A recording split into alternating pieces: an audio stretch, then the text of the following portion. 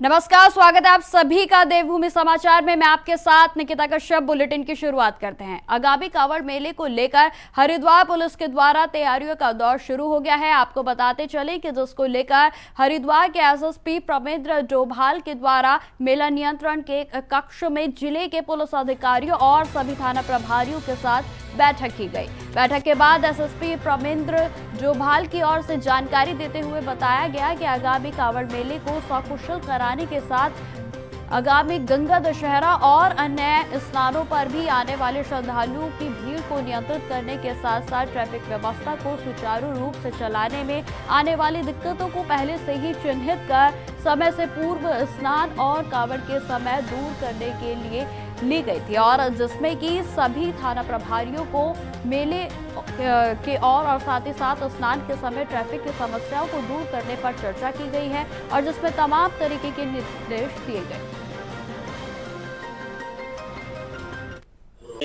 कांवड़ मेला के दृष्टिगत एक मीटिंग का आयोजन किया गया था, जिसमें जो आने वाली चुनौतियों के संबंध में, पार्किंग की व्यवस्थाओं के संबंध में और जो लोग यहाँ आ रहे हैं उनकी सुविधाओं को ध्यान में रखते हुए किस तरीके से उत्तराखंड पुलिस अच्छे तरीके से इस कांवड़ को संपन्न कराएगी, उसको लेकर सभी थाना प्रभारियों को सेंसिटाइज किया गया।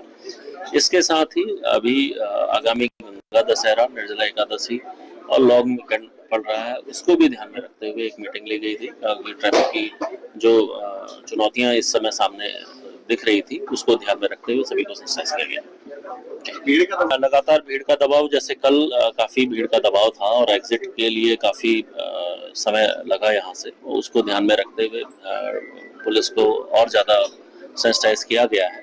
आगामी जो स्नान है उनको ध्यान में रखते हुए, आगामी लॉन्ग वीकेंड को ध्यान में रखते हुए पुलिस फोर्स को मुस्तैदी से काम करने के लिए, उनकी जो ट्रैफिक की चुनौतियां हैं उसको अच्छे से मीट आउट करने के लिए सभी को सेंसिटाइज किया गया है, और आगामी कांवड़ की जो चुनौतियां हैं उसको भी ध्यान में रखते हुए इस मीटिंग को समन्वित किया गया।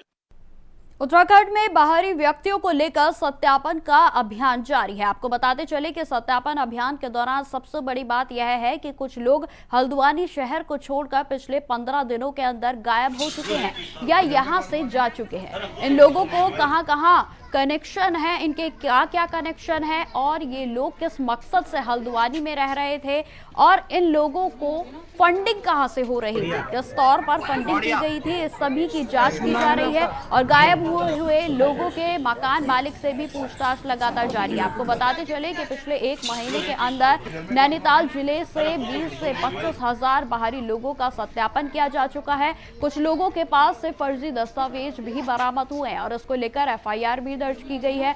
सत्यापन अभियान की तेजी को देखते हुए कई लोग शहर से छोड़कर गायब हो चुके हैं, तो जो लोग शहर छोड़कर गायब हुए हैं उनके मकान मालिक से पूछताछ लगातार जारी है, और उनके हल्द्वानी आने का मकसद क्या था इसकी भी जांच चल रही है। देखिए, बहुत बार जनता के लेवल पर ऐसा हो रहा है कि वो लोग जागरूक नहीं है और अपने छोटे मोटे लालच की वजह से वो लोग ऐसे लोगों को अपने घर में रख रहे हैं जो या तो सत्यापित नहीं है या उनके बारे में उनको ठीक से जानकारी नहीं है। पिछले दिनों हल्द्वानी में एक घटना हुई जिसमें कि किसी के घर में बहुत बड़ी चोरी हुई, और जो बाद में पता लगा कि जो नौकरानी उन्होंने ऑनलाइन सर्विसेज से रखी थी वो बिना वेरिफिकेशन के रह रही थी। ऐसे लोग जो हैं बहुत बार अपराध में भी संलिप्त हो रहे हैं। इसके अलावा कभी कभी इनका डर ये होता है कि ये किसी ऐसे ग्रुप से जुड़े होते हैं जो सोशल हार्मोनी और इसके अलावा नेशनल सिक्योरिटी को प्रभावित कर सकते हैं। तो इसमें माननीय मुख्यमंत्री जी आदेश के क्रम में पूरे प्रदेश में एक वृहत जो है सत्यापन अभियान चल रहा है। नैनीताल जिले में भी लगभग पिछले 1 महीने से हम बहुत डिटेल में वेरिफिकेशन कर रहे हैं और बहुत सारे लोगों को हमने वेरीफाई किया। लगभग 30,000 लोग अब तक हमने इस वेरिफिकेशन में वेरीफाई किए हैं। इसमें जिन लोगों का सत्यापन नहीं हो रहा उनके मकान मालिकों के खिलाफ कार्रवाई की जा रही है, जो लोग सत्यापित नहीं हो रहे उनके खिलाफ भी कार्रवाई की जा रही है। 1-2 इसमें हमने एफआईआर भी की और कुछ मामलों में अभी जांच चल भी रही है, उनमें भी हो सकता है जल्दी एफआईआर हो। तो हमारा पूरा टारगेट ये है कि नैनीताल शहर में या नैनीताल ज़िले में जो भी आदमी रह रहा है वो सत्यापित होना चाहिए, और अगर वो यहाँ रोजगार के माध्यम से या किसी भी माध्यम से आके काम कर रहा है तो उसकी बैकग्राउंड हिस्ट्री क्लियर होनी चाहिए। अगर आपराधिक इतिहास के लोग या अनवेरीफाइड लोग यहाँ आते हैं तो वो पब्लिक की सेफ्टी और सिक्योरिटी के लिए ठीक नहीं है। तो उन लोगों को हम किसी हाल में बर्दाश्त नहीं करेंगे। ऐसे जो लोग हैं जो पुलिस उत्पीड़न का आरोप लगा रहे हैं, इन लोगों को हम चेतावनी देना चाहते हैं कि जल्दी जो लोग ऐसे हैं जिनका वेरिफिकेशन नहीं हुआ वेरिफिकेशन करवा ले। अदरवाइज इसमें भविष्य में ऐसे मकान मालिकों और ऐसे लोगों के खिलाफ पुलिस एफआईआर पंजीकृत करेगी। जनता से क्या कि हम यही कहना चाहते हैं कि आपके आसपास में जो भी आदमी हैं, जो भी आपको दिख रहा है, रह रहा है, आपके घर में कोई रह रहा है, आपके यहाँ कोई काम कर रहा है, इनको वेरीफाई कराइए। बिना सत्यापन के आप किसी को अपने यहाँ जगह मत दीजिए। और सत्यापन में अगर आपको कोई परेशानी आती है तो आप पुलिस से संपर्क कीजिए। इसके अलावा कोई संदिग्ध आदमी आपको अपने क्षेत्र में घूमता हुआ, व्यापार करता हुआ या किसी और गतिविधि में संलिप्त दिखता है तो उसकी सूचना भी पुलिस को दीजिए। हम लोग सभी सतर्क रहेंगे, सभी जागरूक रहेंगे तो समाज सुरक्षित रहेगा। हम किसी बड़ी घटना को होने से रोकेंगे।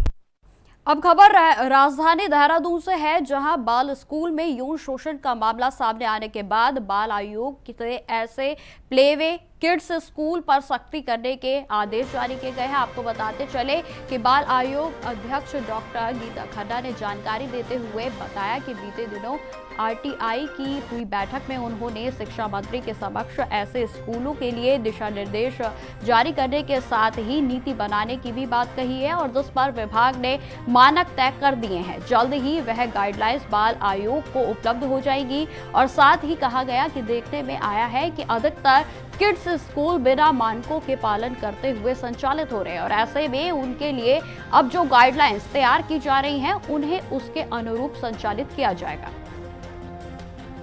No concept of a play school. Either it is a crèche or it is a school.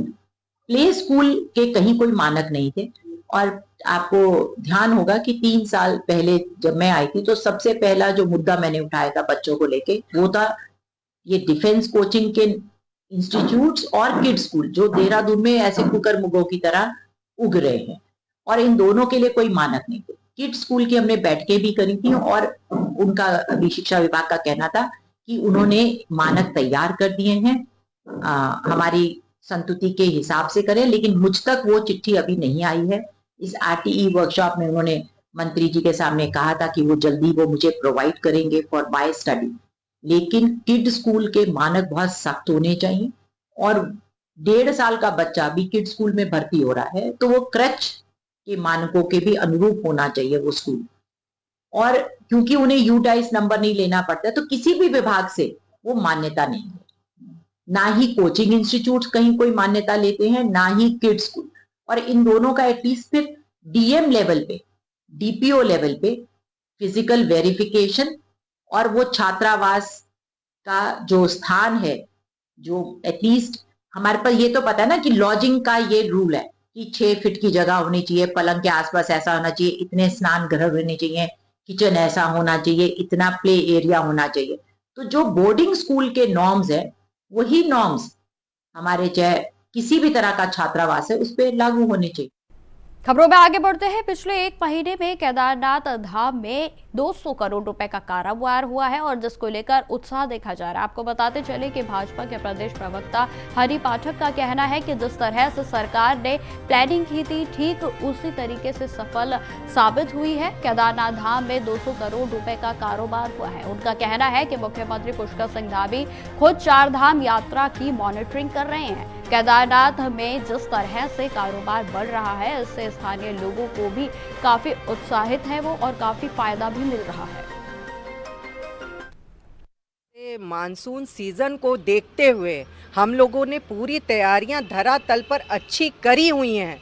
उसी की वजह से 200 करोड़ का जो ये लाभ प्राप्त हुआ है हमारे 4 धाम यात्रा से, ये बहुत ही सराहनीय कार्य रहा हमारे यशस्वी मुख्यमंत्री श्री पुष्कर सिंह धामी जी की तरफ से। जिस प्रकार से घोड़ा संचालकों का 40 करोड़ से ज़्यादा का व्यापार हुआ, GMVN का व्यापार हुआ, वहाँ पे लोकल फॉर वोकल अभियान के तहत स्वरोजगार करने वाली महिलाओं को जो फ़ायदा हो रहा है वह यह दर्शाता है कि स्वरोजगार की दृष्टि से उत्तराखंड काफ़ी आगे निकलता जा रहा है और यहाँ पर रोजगार देने के लिए कार्य हो रहे हैं। और जो जिस प्रकार से प्रचार प्रसार व्यवस्था सुव्यवस्था तीर्थयात्रियों के लिए करी गई है उससे वो पूरी तरीके से खुश है और इसका जो रेवेन्यू बढ़कर आ रहा है हमारी सरकार का वो जनता के हित में लगेगा। तो ये बहुत ही अच्छा कार्य हुआ है और बहुत अच्छी हमारी यात्रा इस समय चल रही है।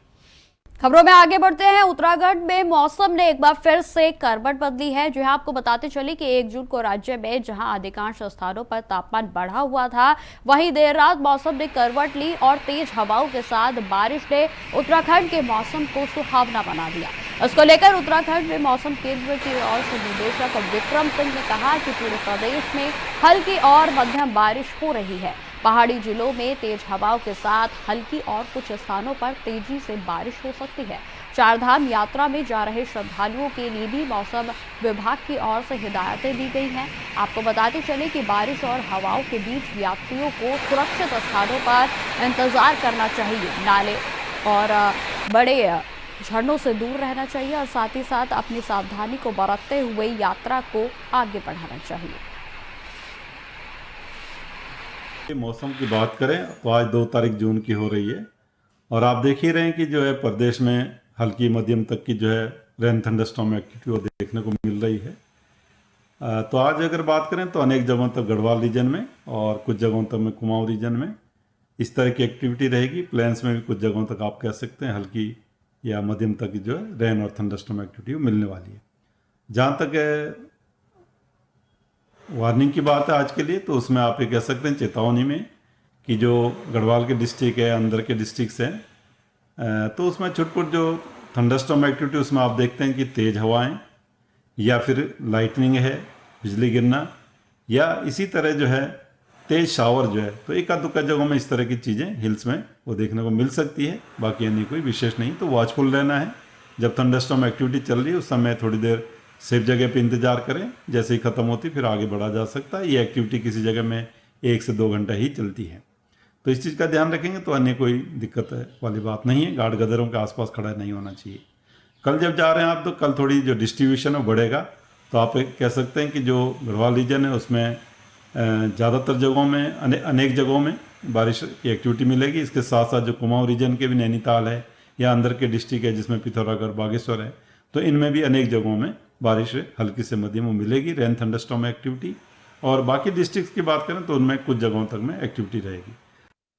रामनगर और से काशीपुर की ओर NH 309 पर बीती रात एक बड़ा हादसा होते होते टल गया। जो आपको बता दें कि रामनगर के पिरूमदारा और लालडांग के पास 64 नंबर गेट के समीप एक बेकाबू 22 टायर डंपर अचानक से सड़क किनारे एक घर में जा घुसा। यह हादसा उस वक्त हुआ जब पूरा परिवार गहरी नींद में सोया हुआ था। गनीमत यह रही कि दुर्घटना में किसी को जान की हानि नहीं हुई है। घटना रात करीब 3 बजे की बताई जा रही है। वहीं आपको बताते चले कि सबसे पहले सड़क किनारे मौजूद खोखे, गन्ने की मशीनों और घर की रेलिंग में जोरदार टक्कर मारी गई और उसके बाद घर के अंदर घुसने की कोशिश की, लेकिन घर के सामने लगे एक बड़े आम के पेड़ ने उनकी रफ्तार को, जो डंपर था उसकी रफ्तार को रोक दिया और टक्कर इतनी तेज थी कि आम का पेड़ भी टूट गया। गनीमत यह रही कि इस बड़े हादसे में किसी को भी जान माल की हानि नहीं हुई है। खबरों में आगे बढ़ते हैं। नैनीताल के काला डूंगी मार्ग से लगभग 7 किलोमीटर दूर सरिता ताल झील है और जहां पर पर्यटन की गतिविधियां भी होती हैं। आपको बताते चले कि झील के अलावा एक सुंदर वाटरफॉल भी है और जिसकी देखरेख वन विभाग करता है। वाटरफॉल में प्रवेश के लिए प्रत्येक पर्यटक को 50 रुपए देने पड़ते हैं और यहाँ प्रतिदिन 800 से 1100 पर्यटक झरने को देखने के लिए आते हैं। इससे विभाग को लगभग 50 से 60 हजार रुपए का प्रतिदिन का जो फायदा है वो भी होता है। लेकिन आपको बताते चले कि सरिता ताल झील के सड़ने से वुडलैंड वाटरफॉल में दुर्गंध आ रही है। पर्यटकों ने कहा कि इस बेहतरीन जगह का नाम सुनकर यहाँ पहुंचे, यहाँ दूर से ही गंदी दुर्गंध आ रही थी और इसका टिकट लिया जा रहा है, तो उसकी देखरेख करने वाली एजेंसियों से साफ सफाई की व्यवस्था भी उन्हें पूरे तरीके से करनी चाहिए। साथ ही साथ आपको बताते चले कि साड़िया ताल झील के समीप व्यापार करने वाले रविंद्र सिंह बीस्ट का कहना है कि झील के पानी की निकासी लंबे समय तक नहीं की जाती है और इसमें फंड के साथ साथ वह अन्य दुकानों का जो गंदा समाता है उससे जो झील है वो सड़ने लगती है और उन्होंने शिकायत भी कई बार की है लेकिन कोई भी सुनवाई नहीं है। ऐसे सब कुछ अच्छा लगा घूमने में, लेकिन जो ये वाटरफॉल का जो पानी है ये बहुत ज़्यादा स्मेल कर रहा है प्लस में हमको कहीं ना कहीं से लगता है कि ये पानी जो है इसमें नली कनेक्ट है, नाली का पानी है, क्योंकि इसमें बहुत ज़्यादा बास आ रहा है और पूरा काई जमा हुआ है जो कि नाली का 100% प्योर है। इस पर उनको ध्यान देना चाहिए। अगर कहीं भी नाली का कनेक्शन है तो उसे हटाना चाहिए, इसको साफ़ करना चाहिए, क्योंकि लोग बहुत दूर से घूमने आ रहे हैं और ये यहाँ पे हम लोग बहुत पैसा खर्चा करके आ रहे हैं। हम लोग पानी में भी चले गए हैं और उसके बाद महसूस हो रहा है कि नाली का पानी है, कितना ख़राब फील हो रहा है। ये बात है कि आप इस पर सुधार आना चाहिए। फीस 50 रुपये पर पर्सन का फीस है, वो तो सबको का फीस था, उससे कोई दिक्कत नहीं है। राजधानी देहरादून के नगर निगम में लगातार चोरी हो रही फाइलों पर विराम लगाने के लिए अब नगर निगम प्रशासन ने कड़ा कदम उठाना शुरू कर दिया है। आपको बताते चले कि मेयर सौरभ थपलियाल ने जानकारी देते हुए बताया कि उन सभी जगहों पर लाइट और सीसीटीवी कैमरा लगाने का काम किया जा रहा है जहां पर फाइलें रखी जाती हैं, और इसके अलावा नगर निगम के सभी दस्तावेजों को डिजिटल करने का काम किया जा रहा है ताकि फाइल चोरी होने की दिशा में भी निगम के पास रिकॉर्ड मौजूद रहे।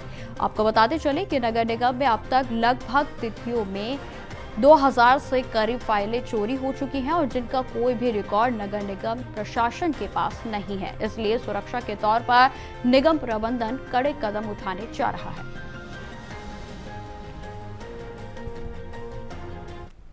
देखिए, नगर निगम ने क्या है, एक तो सारी जो फाइलें हैं उनका जो हम उनको डिजिटल स्वरूप दे रहे हैं, जिससे कि अगर कोई फाइल कहीं से गायब भी हो रही है तो हम पे उसका पहले से ही डिजिटल रिकॉर्ड रहेगा। इसके अलावा जो हमने अपने जहाँ पे हमारी फाइलें रहती हैं उसकी चाक चौबंद व्यवस्था कर दी है। वहाँ पे हमने लाइटों से लेके और सीसीटीवी कैमरे वहाँ पे हमने लगा दिए हैं और उस जगह भी हम उसकी बदलने वाले हैं, क्योंकि पीछे की तरफ था और वहाँ एक आध बार पहले भी इसकी घटनाएं हो चुकी हैं, तो हम उस जगह को ही वहाँ से बदलने वाले हैं। और साथ साथ उनको अगर हम सारे जो हमारी फाइलें हैं सब अगर डिजिटल फॉर्म में हमारे पास आ जाएंगी तो फिर उसके बाद किसी प्रकार की कोई गलती की गुंजाइश नहीं रहेगी। खबरों में आगे बढ़ते हैं। कांग्रेस पार्टी के द्वारा हल्द्वानी में जय हिंद रैली का आयोजन किया गया। कांग्रेस पार्टी का कहना है कि आखिर बीजेपी के पेट में मरोड़ क्यों हो रही है। सेना का कांग्रेस पार्टी सम्मान करती है तो बीजेपी को किस बात की परेशानी हो रही है। वहीं प्रदेश के प्रवक्ता शीशपाल सिंह बिष्ट का कहना है कि कांग्रेस पार्टी हमेशा से सैनिकों का सम्मान करती रही है। सेना के जवानों ने ऑपरेशन सिंदूर में जिस तरह से पराक्रम और शौर्य दिखाया है उसको लेकर जय हिंद रैली का आयोजन हल्द्वानी में किया गया।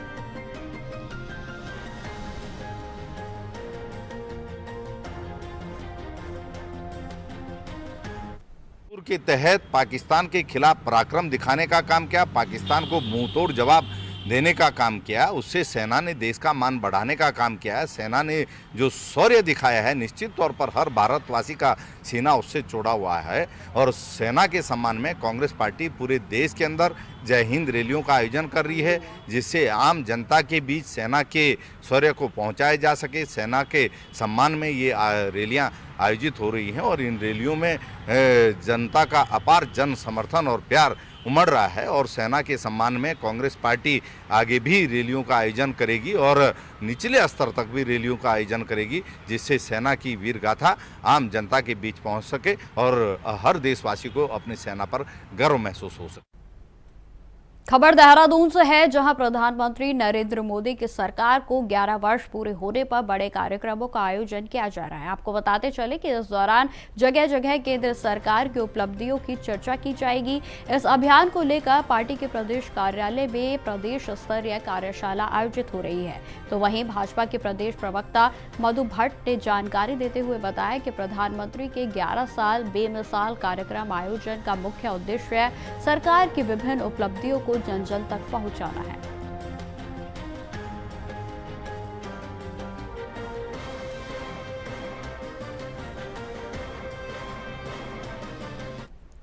माननीय प्रधानमंत्री जी के कुशल नेतृत्व में जिस प्रकार से ऐतिहासिक कार्य हुए हैं और वसुधैव कुटुंबकम की भावना से संपूर्ण विश्व एक सूत्र में बांधने का जो उन्होंने प्रयास किया है, माननीय प्रधानमंत्री जी के कार्यकाल के अनेकों ऐसे ऐतिहासिक कार्य हैं, उनकी उपलब्धियां हैं, उसको लेकर बिल्कुल जनता के बीच में अनेकों जो हमारी जो विकास की योजनाएं हैं उनको लेकर जनता के बीच में जाएंगे और अनेकों कार्यक्रम के माध्यम से जो एक सेवा सुशासन की जो भावना होती है, सबका साथ सबका विकास और सबका विश्वास के साथ लेकर हम पूरे भारतवर्ष में पूरे अनेकों जगह हम जो है संपूर्ण एक सूत्र में पिरोने का जो माननीय प्रधानमंत्री जी ने जो कार्य किया पूरे विश्व को लेकर, उसमें योजनाओं को लेकर हम कार्यक्रम करेंगे जनता के बीच में, और सेवा के भाव से बहुत सारी जो हमारी योजनाएं हैं उनके विकास को लेकर अनेकों जो और आगामी योजनाएं बनने जा रही हैं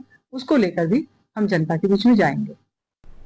खबरों में आगे बढ़ते हैं। उत्तराखंड में आज बारिश और आंधी का अलर्ट। देर रात से प्रदेश में लगातार बारिश हो रही है, जिसपे कि आपको बताते चले कि पारा 37 डिग्री तक पहुंच चुका है, और जिसपे आपको बता दें कि पिथौरागढ़ बागेश्वर में भारी बारिश रही। प्रदेश भर में तेज रफ्तार से आंधी का येलो अलर्ट रहा है। साथ ही साथ आपको बताते चले कि आगामी दिनों में भी उत्तराखंड में मौसम जो है वो इसी तरीके का रहने वाला है, और जिसको लेकर मौसम विज्ञान केंद्र की ओर से तमाम तरीके की चेतावनियां जारी की गई हैं, जिसमें खास तौर पर कई जगहों पर येलो अलर्ट किया गया है। आपको बताते चले कि प्रदेश भर में तेज रफ्तार से आंधी का येलो अलर्ट किया गया है। वहीं गर्जन के साथ कई स्थानों पर लगातार बारिश हो रही है। वहीं आपको बताते चले कि लगातार लैंडस्लाइड की भी खबरें जो हैं वो सामने आ रही थी, और जिसको लेकर अब पूरे तरीके से प्रशासन के साथ साथ सरकार सजग है और पूरे तरीके से एहतियात बरती जा रही है।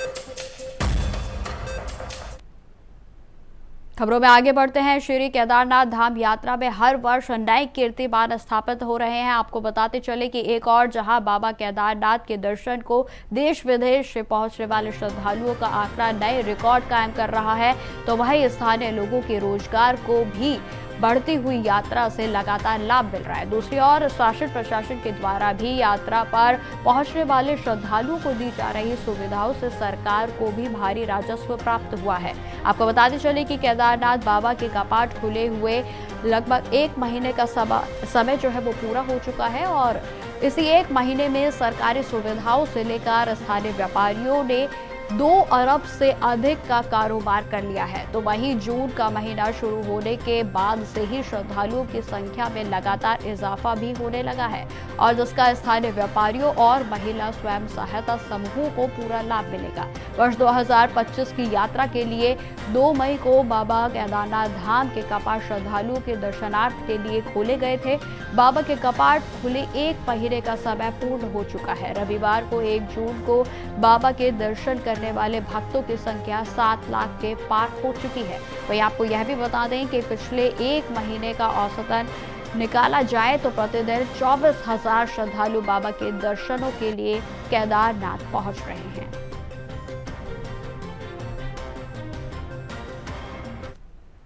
तो फिलहाल इस बुलेटिन में इतना ही। देश दुनिया की तमाम खबरों की जानकारी के लिए बने रहें हमारे साथ। नमस्कार।